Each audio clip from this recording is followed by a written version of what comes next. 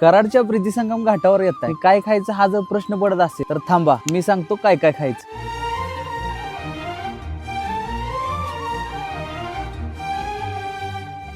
मराठी माणूस भेळवाला नावात जरी भेळवाला असलं तरी पण तुम्हाला सांगतो यांच्यासारखी दहीपुरी अख्ख्या घाटावर कुठं मिळणार नाही। एक नंबर क्वालिटी मी फॅन आहे या दहीपुरीचा। पावभाजी कुठं खायची तर ती हिथंच खायची। ही आहे स्वागतची पावभाजी।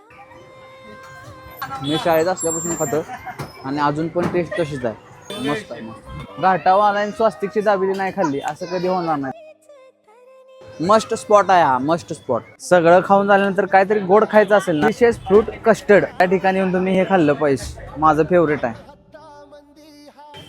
एक नंबर लागतं। एवढं खाऊन पोट भरलं अजून भरपूर आहे प्रीती संगम घाटावर खाण्यासारखं। तुमचा फेवरेट स्पॉट कोणता आहे हे मला कमेंटमध्ये सांगा आणि फॉलो करायला विसरू नका आपल्या पेजला फूड यात्री गणेश।